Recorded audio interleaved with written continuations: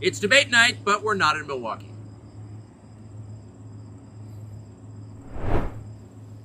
Mr. President, thanks for joining us. Thank you. Why aren't you at the Fox News debate tonight in Milwaukee? Well, a lot of people have been asking me that, and many people said you shouldn't do them, but you see the polls have come out, and I'm leading by 50 and 60 points. And, some of them are at 1 and 0 and 2. And I'm saying, do I sit there for an hour or 2 hours, whatever it's going to be, and get harassed by people that shouldn't even be running for president? Should I be doing that? And a network that isn't particularly friendly to me, frankly. They were backing Ron DeSanctimonious like crazy, and now they've given up on him. I mean, it's a lost cause. It reminded me very much of 2016. In 2016, I went through the same stuff and had to fight them all the way, and then they became very friendly after I won, or just about when I was winning. But I just felt it would be more appropriate not to do the debate. I don't think it's right to do it. If you're leading by 50, 60, I have one poll, I'm leading by 70 points, and I'm saying, why am I doing it? And I'm going to have 8 people, 10 people, whoever made the debate, I don't know how many it is, but I'm going to have all these people screaming at me, shouting questions at me, all of which I love answering, I love doing, but it doesn't make sense to do them. So I've taken a pass, as you probably noticed. Well, I did. I'm grateful that you did.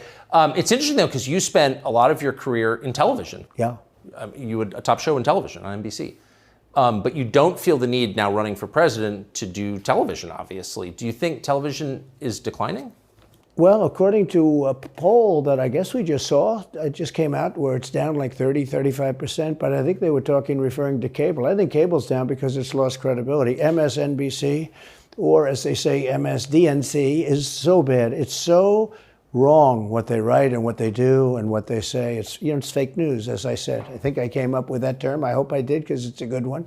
It's not tough enough anymore. It's corrupt news. Really what you do is call corrupt news, but somehow that doesn't play as nicely. But it is corrupt news. So you have MSNBC and you have CNN, who's absolutely doing no ratings at all. I mean, they're dead. But they're doing none because they don't have credibility. They really don't have credibility. Fox is way down, as you know.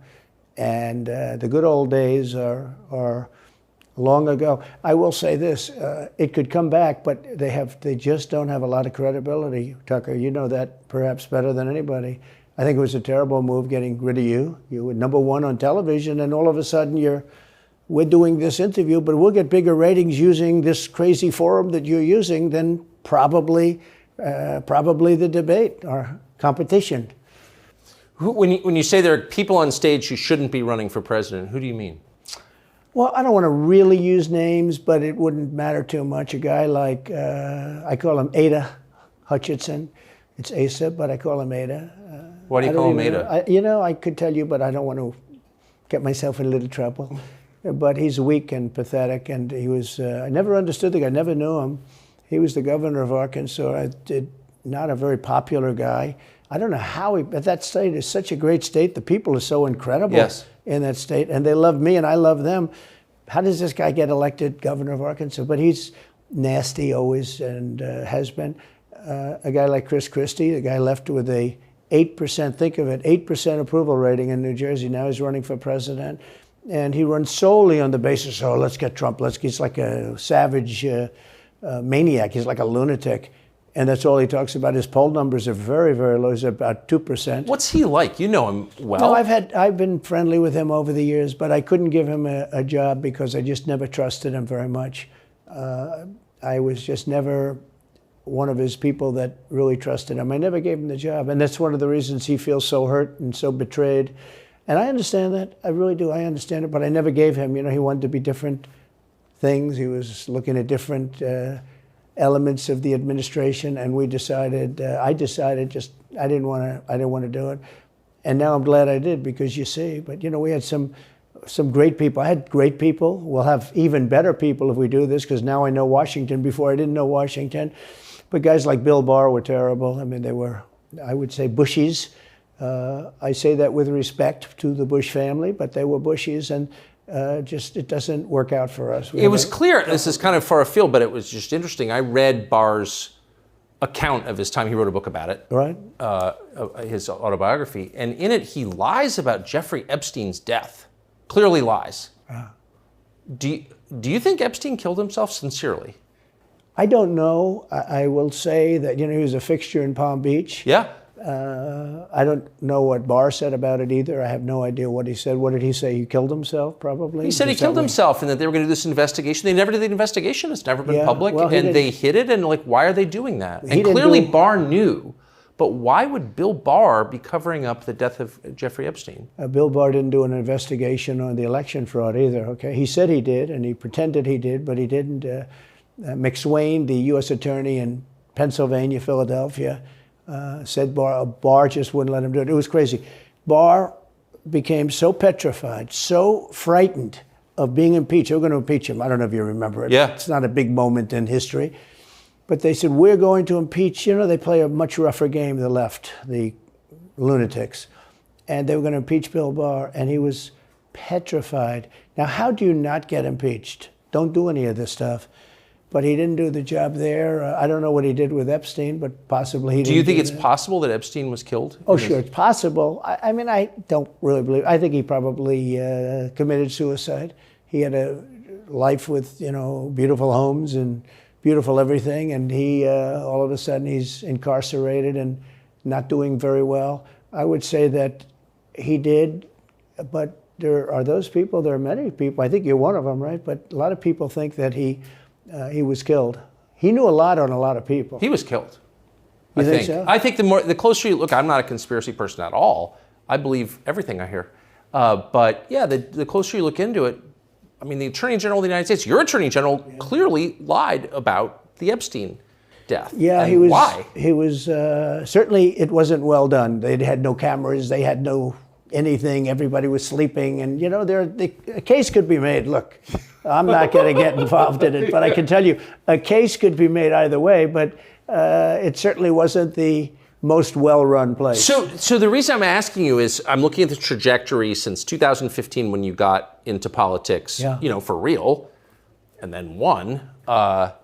It started with protests against you, massive protests, right. Organized protests by the left, and then it moved to impeachment twice, right? And now indictment. I mean, the next stage is violence. Are you worried that they're going to try and kill you? Why wouldn't they try and kill you, honestly? They're savage animals. They are people that are sick, really sick. You have great people in the Democrat Party. You have great people that are Democrats. Most of the people in our country are fantastic, and I'm representing everybody. I'm not just Republicans or conservatives. Right. I represent everybody. I'm the president of everybody.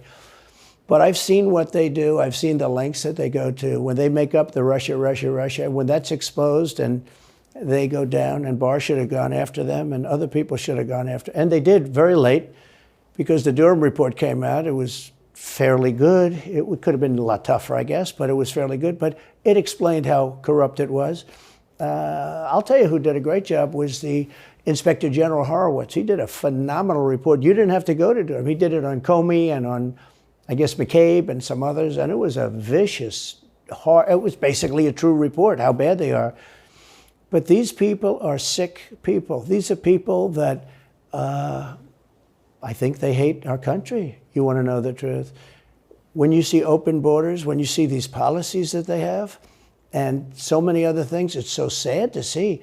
We have a country that's very fragile right now. I've never seen, I will say, look, I ran in 16, which was 15, but I ran in 16, election in 16, and there was tremendous spirit. In 20, there was even more spirit. We got millions and millions more votes. It wasn't even a contest. People said, well, what'd you think of 20? I said, we did much better. We did. You got to base it on the number of votes. We got many more votes in 20 than we did in 16. But the election was rigged. It was a rigged election. And with COVID, they used COVID to cheat in a lot of different things, and we have so much on it. It's like so easy. But we had judges that didn't want to look. We had people didn't want to get involved. They called you, he's a conspiracy theorist if you say anything about the election. But I have never seen spirit like there is right now. Even coming down here, just the people on the road that are just absolutely going crazy. And the reason is, I think they like me, and I know they love my policies. I hope they like me too. A lot of people say they don't like me, but they like my policies. I think they like me. But I have never seen spirit like it is right now. And the reason is because crooked Joe Biden is so bad. He's the worst president in the history of our country. I don't think he's going to make it to the gate, but you never know. But he's a corrupt person, so corrupt that I took the name off Hillary. I don't do two people at one time. I took the crooked Hillary and I retired the name. That was a good day for her. I bet she was very happy. And I used it for Joe because it's crooked Joe.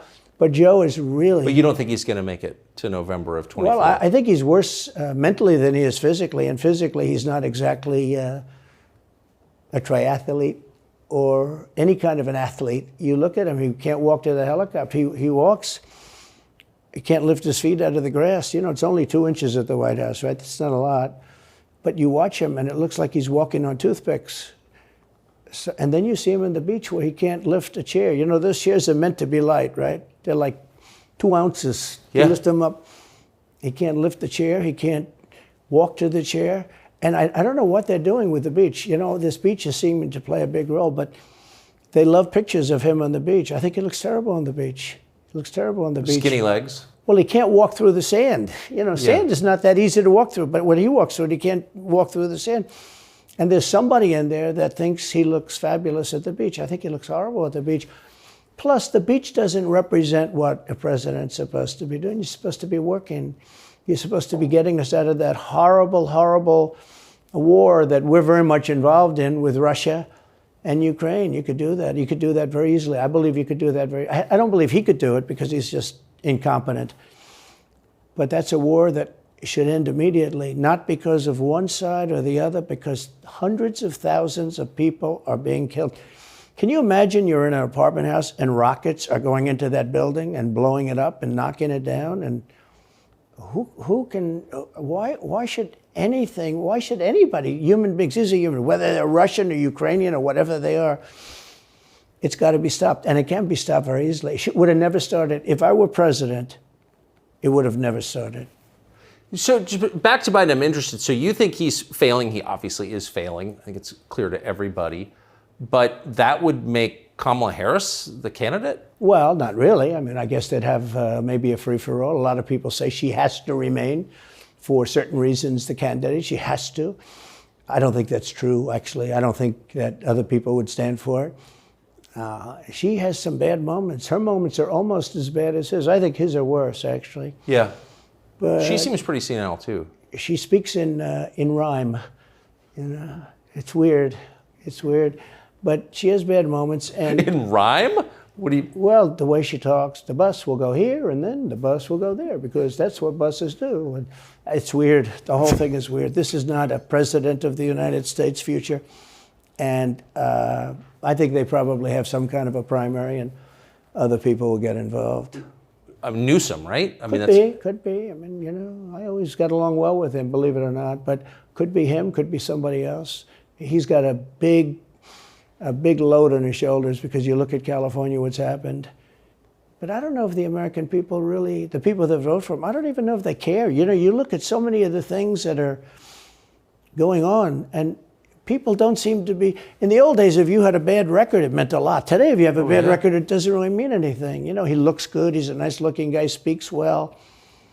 But Biden, every time you watch him talking, it's like he's walking on eggs. You're waiting for him to collapse. And he almost always does. And I got to know the leaders of all of the countries, essentially, but the big ones. And the bigger, the tougher the leader. It's like sort of, I guess maybe that's the way it's supposed to be. But I got to know President Xi of China and Putin and Kim Jong-un, North Korea. Did a great job with North Korea, kept us out of a nuclear war. We would have 40,000 dead soldiers right now. They'd drop a nuke right on top of the military base. But we have 40,000 soldiers over there. And I did great. I got along with him great. That's a positive. The press said, he said nice things about Kim Jong-un. I also said horrible things at the beginning. Horrible enough that he wanted to talk. And we talked and we met in Singapore. We met actually twice. And we had unbelievable meetings. I know him very well. We were in great shape with him. What do you think he and Xi and Putin think of Biden? I think they can't believe it. I think they probably say this is some kind of a system. They had great respect for our country. They respected me. They had great respect for our country when I was there. Every one of them. Look, if you go to North Korea, you take a look at what happened. You know, the Olympics was dead. South Korea spent billions on the Olympics. Nobody was going to go. They didn't want to get blown up. They called me and they said, we are going to let the Olympics proceed. This is North Korea. I said, you should go into the Olympics. Put your athletes in. It wasn't like, you know, they were big on athletes because, you know. Famine. But they went in and they actually participated. And within about 2 days, the entire thing was sold out. And if it wasn't me, that would have never happened. But I got along very well with him, and that's a positive thing. He does have massive nuclear power, by the way. And if Hillary would have gotten in, or if the Obama thought process continued, it would have been a nuclear war, absolutely, with North Korea. He was expecting to go into a war, and it would have been a nuclear war. So do you think the rest of the world looks on at Biden and thinks someone else has got to be running the government? Well, somebody else has to be. I don't think he's capable of doing anything. Look, when I debated him, I said, how come, and this was in front of probably not a friend of yours, Chris Wallace. He was the moderator. Not a friend. I said, why is it he wants to be Mike, but he doesn't have the talent? It's one of those bitchy little man. He wanted to be his father, but he didn't have the talent of his father. Was great. His father, a little fussy man. His father interviewed me in 60 Minutes. It was actually a 10. Can you believe it? No, I totally believe. His father had talent, at least. I may have been the only guy that he gave a good 60 Minutes to. He was rough. Really? His father was tough. He was great, though. He was great at what he did. But Chris Wallace was so upset. He was guarding this guy who wouldn't do a show, by the way. You know, he wouldn't do. I figured. I didn't mind Chris Wallace because Biden wouldn't do a show. And it was very obvious. You know, he kept asking him and asking, but he wouldn't do the show. So I figured he's got to like me. But he came from a different planet. But remember when I asked the question, why is it that the mayor of Moscow's wife is allowed to give you $3.5 million? Don't forget, that was brought up. Now it's brought up all the time. But that was brought up by me long before anyone ever heard of it. I said, the mayor of Moscow's wife giving you $3.5 million. What did you do to deserve $3.5 million? To Biden. And Chris Wallace said, this has nothing to do with the debate. I mean, he fought. He got in the way of the question. No, it was crazy. And I said, well, wait a minute. He got $3.5 million from the mayor of Moscow's wife. Now, people forget that, but if you go back and take a look, you will see. And Chris Wallace didn't want me to ask that question. I said, I think it's a very appropriate question. It turned out to be much more appropriate than people thought. Amazing. So do you have a preference in, assuming you're the Republican nominee and all goes as you plan it to go, do you have a preference in who you run against? In many ways, I'd love to run against him because his record's so bad. You know, it's still horrible when you look at inflation and everything else, but others also have very bad records. I mean, California's a bad record, so, you know, should it be Gavin or should it be somebody else? When I look at San Francisco, what's happened to that incredible city? That was one of the greatest cities in the world just a short while ago, and now it's very sad when you look at it. Los Angeles, every city practically, all the Democrat-run cities. You know, Republican-run cities are doing very nicely because they arrest people when you have crimes, and they don't go after political candidates because they think it's good. You know, I mean, it's like been amazing. My poll numbers are the highest I've ever had, but because people understand it. Can I just ask you, that gets back to my original question. So if the protest didn't work, you got elected anyway. Yeah. Impeachment didn't work twice, obviously. Indictment is not working. Your poll numbers go up. When they raided Mar-a-Lago in August of last year, your numbers went up. They can indict you 20 times and you're not gonna lose the Republican primary because of that. Well, so it makes it look even more ridiculous. I mean, the 4 indictments, and maybe there'll be more. I don't know. These people are crazy. But they're counterproductive. So if you chart it out, it's an escalation, is what I'm saying. Yeah. So what's next? After, try to put you in prison for the rest of your life, that's not working. So, don't they have to kill you now? I think the people of our country don't get enough credit for how smart they are. And I'm not sure I would have said this 10 years ago, but they get it. You know, they really get it. When somebody gets indicted, your poll numbers go down. When somebody gets indicted, you announce, ladies and gentlemen, I'll be leaving to spend time with my family and to fight for the rest of my life on this stuff. But you're out of politics. I got indicted 4 times.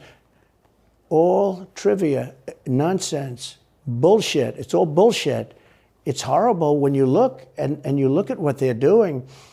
The boxes hoax, I'm covered by the Presidential Records Act. I'm allowed to do exactly that. He's not covered, and he's got 25 times the number of boxes, and he's got them stored in Chinatown. He's got them stored in a flimsy garage underneath his Corvette at Penn. And by the way, at Penn, he gets millions of dollars. China pays this guy millions of dollars. See, I think he's the most corrupt president we've ever had. And he also has the distinction of being the most incompetent. And I believe both. I mean, he's both incompetent and corrupt. So and who I is running the actually government? believe he's compromised because China knows so much about him. They know where the money comes from. They know where it is, who paid it, and they probably paid it. Well, they do pay Penn, and he gets $1 million. I think he takes $999,000 because, keeps it a little bit under $1 million, like by $1. But he, in many ways, is a Manchurian candidate.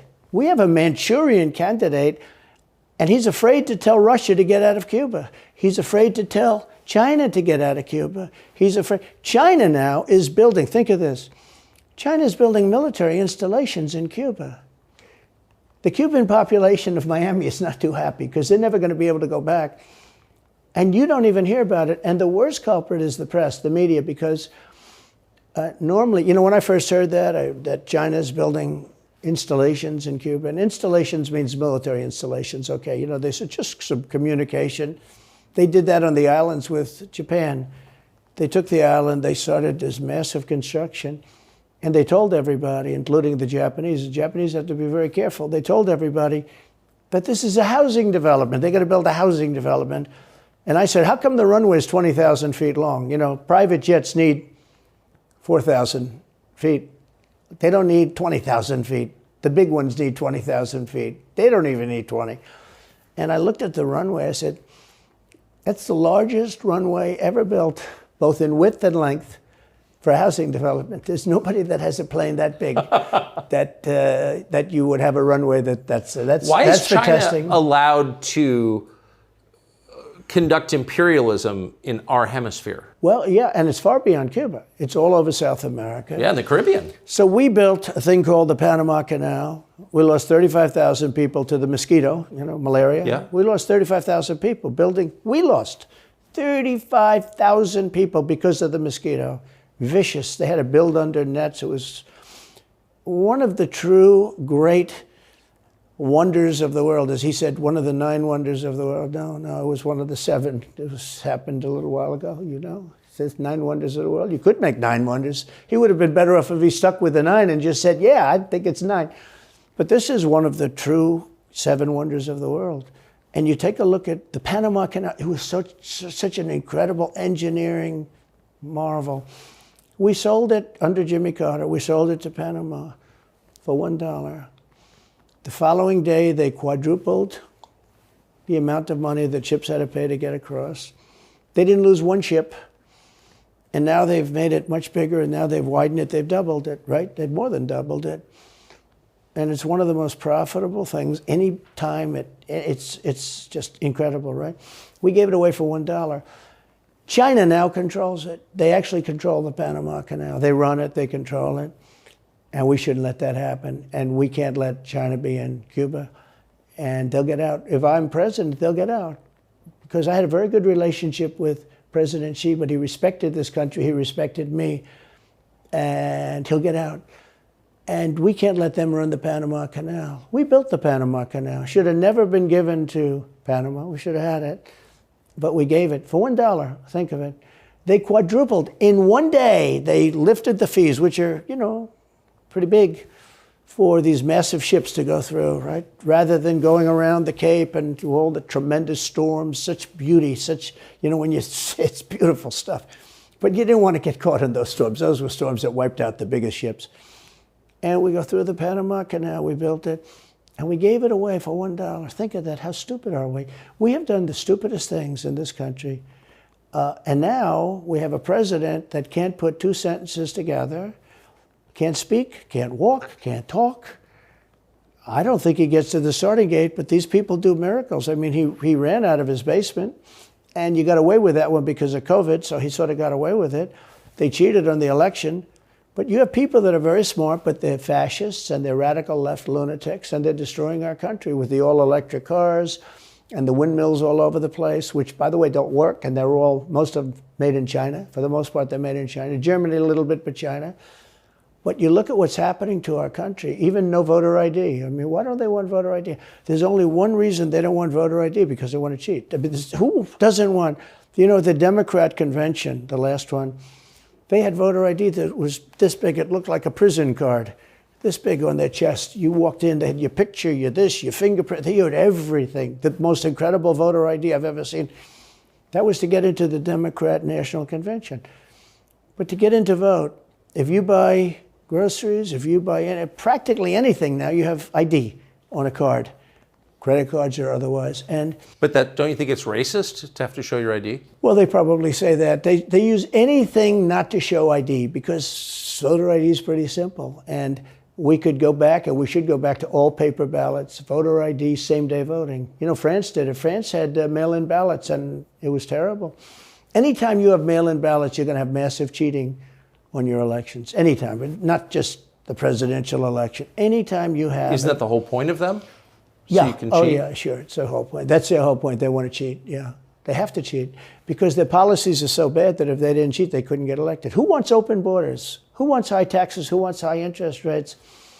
Who wants to not be able to use a gas stove or have to drive an electric car, which, you have a 4-hour drive, but the car only goes an hour and a half, so you have to charge it. The happiest moment for somebody in an electric car is the first 10 minutes. In other words, you get it charged, and now for 10 minutes. The unhappiest part is the next hour, because you're petrified that you're not going to be found another charger. People, I'm saying, I'm not knocking electric cars, they're fine. They're fine.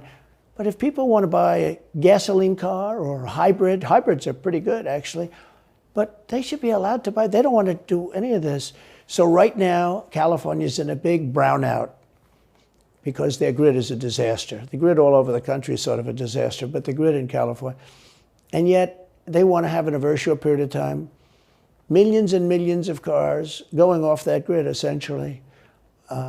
It doesn't work. So plug your car into a grid that's failing. You should be able to buy an electric car. Electric cars could be fine if you drive short distances and you want to have, whatever, and you have plug-ins everywhere you go. They could be fine.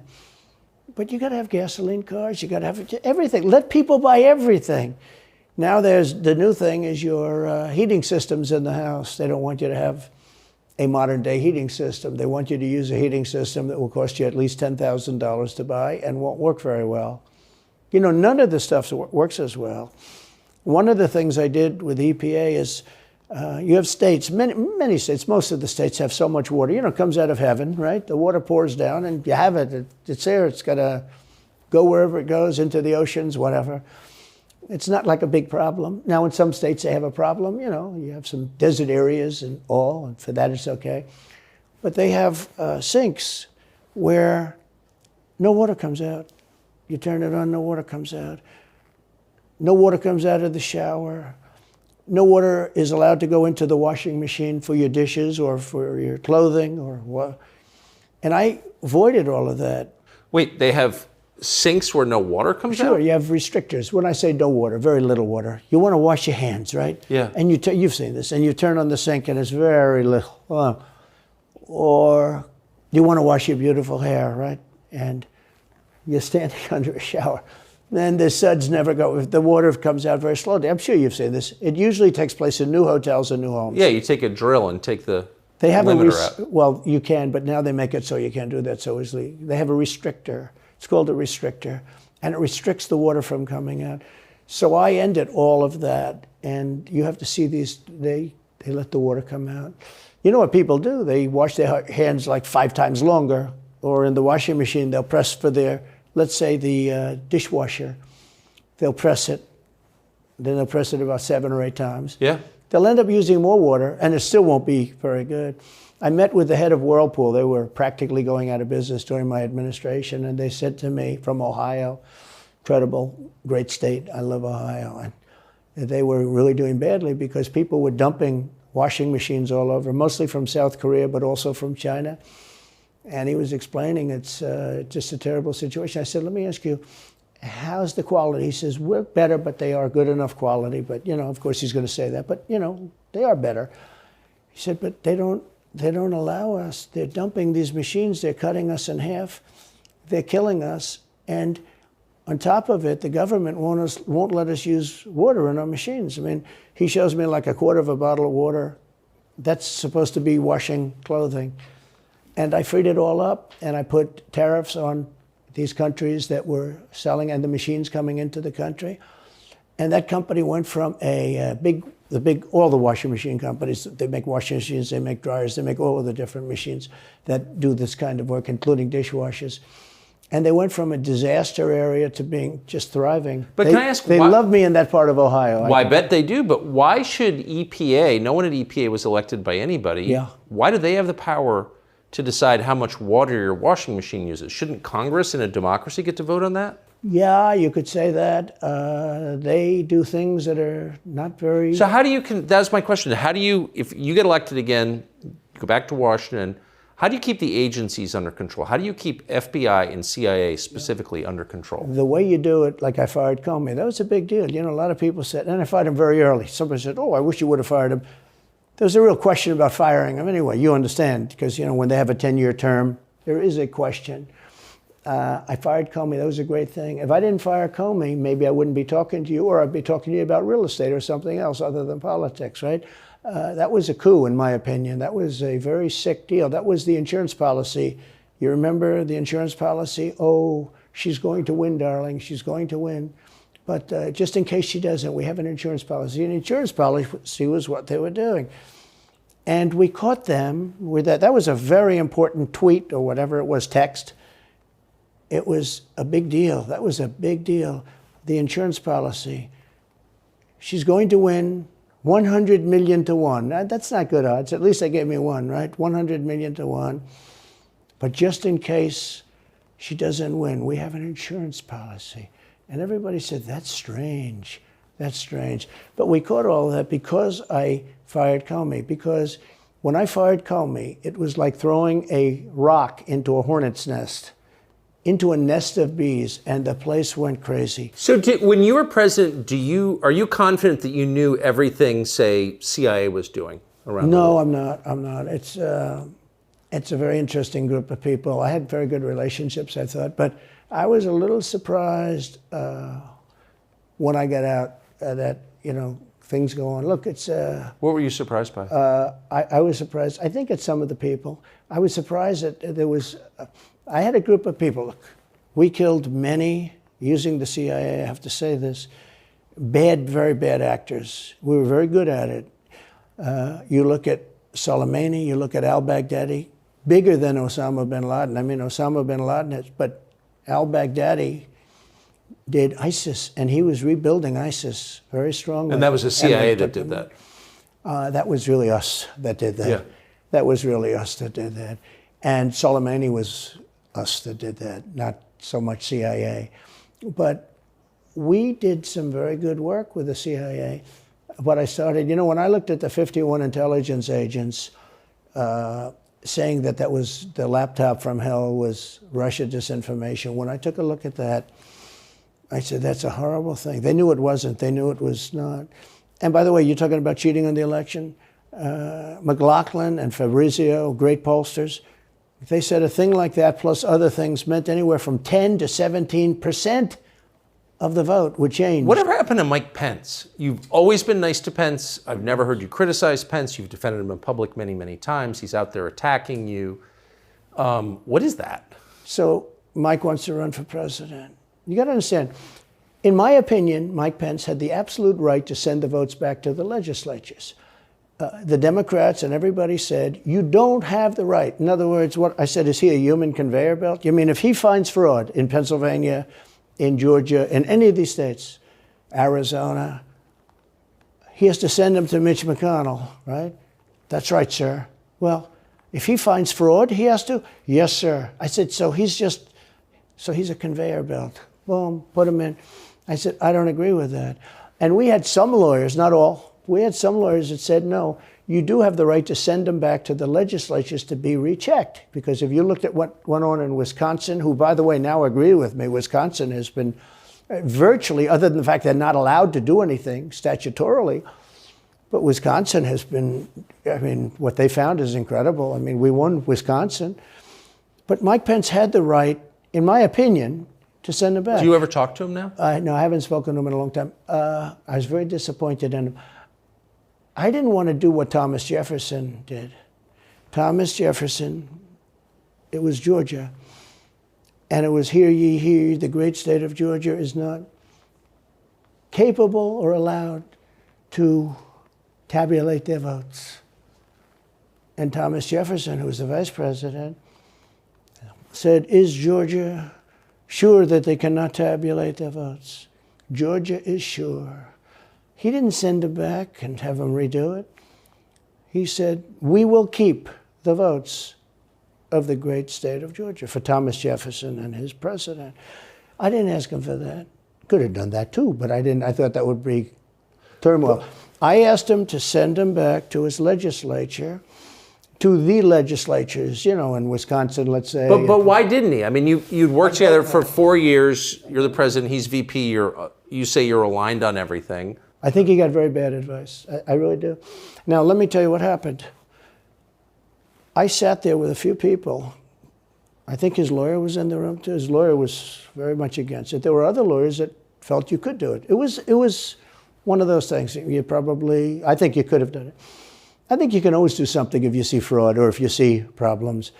But it's very interesting. So after the election was over, the rhinos got together with the Democrats and they redid the election, so you couldn't do it anymore. So then I called the people. I said, so in other words, you're saying I was right. You could do it. Yes, you could do it.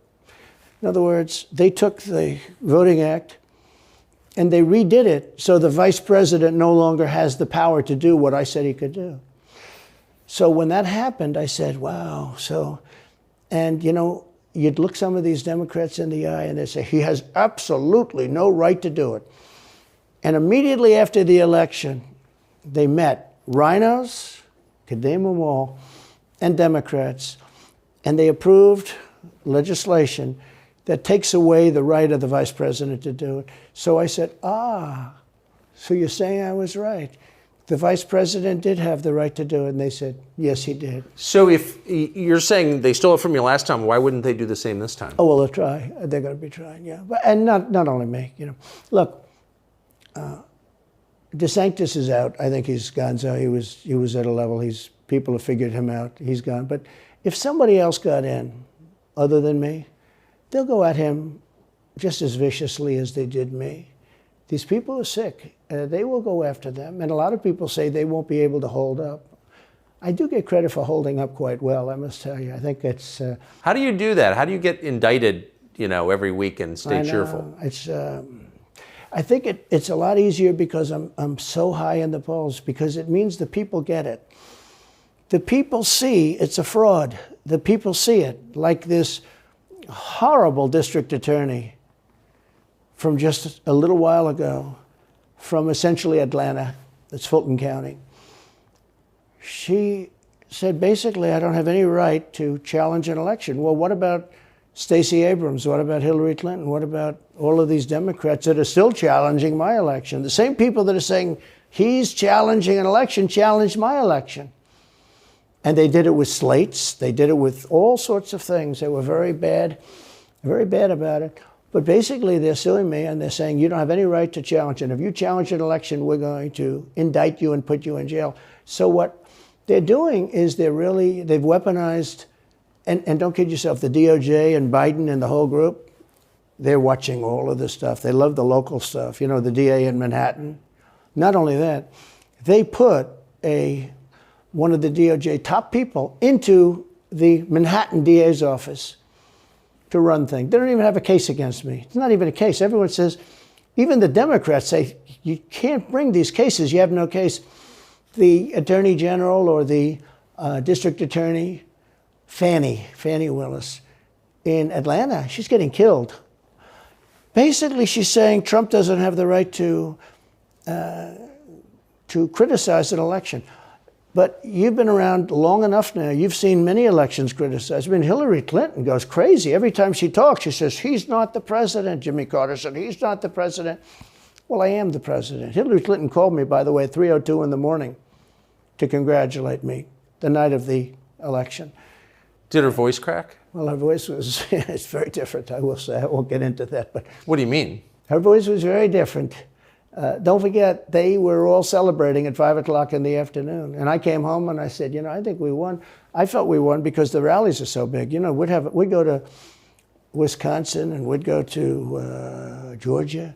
We'd go to different states. In Michigan, we'd have rallies. In Pennsylvania, we had 58,000 people in Butler. And I said, how are we losing this? How do you have a rally where you have from 50 to 100,000 people, many of them? I did 7 a day for a couple of days. That's a lot. That's a lot. These are big rallies, too. And I didn't hold back. I didn't say, let's make them let's do abbreviations, right? But they challenged the stuff. Yeah. Hillary called me up and conceded. Now, the word is that Obama said you have to do that. But she called up and totally conceded. But now, every time you see her on television, she's saying, she's challenging the election. Do you think... So that would mean that she should be indicted, but that would mean also that Stacey Abrams in Georgia should be indicted, because she still thinks she won the election for governor. She still thinks that. She's never recanted. And do you think Stacey Abrams will be indicted for that? No, of course not. She won't be. The Democrats don't get indicted for things like that. They don't get impeached. No, it's a different thing. With that being said, yes, I had great support when they did impeachment hoax #1 and impeachment hoax #2.